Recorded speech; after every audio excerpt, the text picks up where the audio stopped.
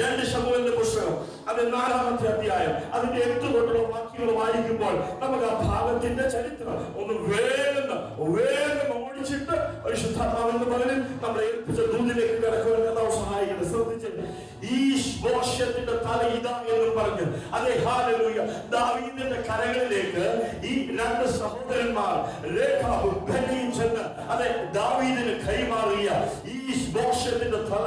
എന്നാൽ ദാവീദ് പറയുക, ഈ തല എനിക്ക് വേണ്ടി നിങ്ങൾ ചെയ്ത വ്യവഹാരം അത് എനിക്ക് പ്രസാദമായിട്ടല്ല, പിന്നെയോ ഇത് ദൈവ കോപത്തിന് കാരണമായി തീരേണ്ടുന്നതിന്, ദൈവത്തിന്റെ കോപം അത് ഹല്ലേലൂയ കാരണമായി തീരുവാൻ സംഗതിയുമായിട്ട് ഈ സഹോദരന്മാർ മുമ്പിൽ നിൽക്കുമ്പോൾ ദാവീദ് പറയാ, കർത്താവേ ഇത് ദൈവത്തെ പ്രസാദിപ്പിക്കുന്നതിന് പകരം ദൈവത്തിൽ നിന്നുള്ള ആടി.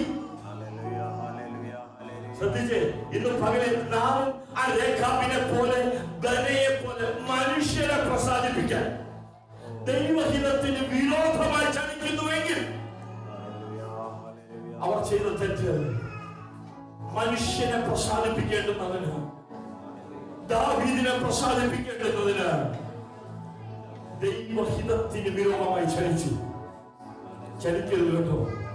പ്രസ്ഥാനം ഇവിടെ വെച്ച് അവസാനിക്കും, മനുഷ്യരുടെ ബന്ധം ഇവിടെ വെച്ച് അവസാനിക്കും. എന്നാൽ ന്യായ വിസ്താരത്തിന് മുമ്പാകെ ദൈവത്തിന് കണക്ക് കൊടുക്കുന്ന ഒരു സുപ്രഭാതമുണ്ട്. നമ്മുടെ ദൈവം തുറക്കുന്ന ഒരു പ്രഭാതമുണ്ടെന്ന് മറന്നു പോകരുത്.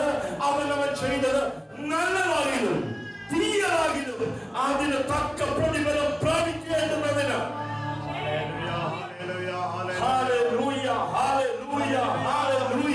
ദാവീദ് അത് തിരിച്ചറിഞ്ഞുകൊണ്ട് പറയാ, കർത്താവേ എനിക്ക് നീ ന്യായം പാലിച്ചു തരണം.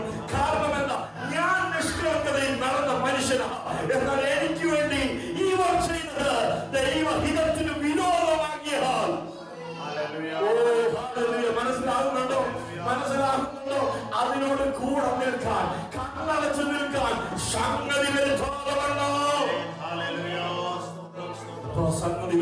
സംഗതി വരുത്തരുത്. ഇന്ന് പകരം മനുഷ്യരെ പ്രസാദിപ്പിക്കുന്നവരുടെ കൂട്ടത്തിൽ നാം ആയിത്തീരുന്നുവെങ്കിൽ ദൈവത്തോട് പ്രാർത്ഥിക്കുക, അതിനെനിക്ക് സംഗതി വരുത്തരുത്. വിളിച്ച ദൈവം വിശ്വസ്തനാണെന്നുള്ള ഉറപ്പ്.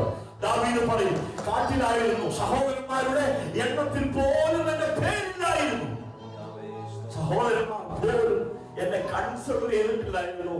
എന്നാൽ ആ വനാന്തരങ്ങളിൽ അഭിഷേകത്തിന്റെ ധൈര്യം തിരഞ്ഞു പിടിച്ച് എന്നെ ആ വനാന്തരങ്ങളിൽ നിന്ന് പുറത്തു കൊണ്ടുവന്നെങ്കിൽ ദൈവത്തിന്റെ ഒരു തിരഞ്ഞെടുപ്പ്, ദൈവത്തിന്റെ ഒരു കണ്ണ്, ദൈവത്തിന്റെ ഒരു നീതി, ദൈവത്തിന്റെ ഒരു വിശ്വസ്തത. നന്ദി കർത്താവേ, നന്ദി കർത്താവേ, നന്ദി കർത്താവേ, നന്ദി കർത്താവേ.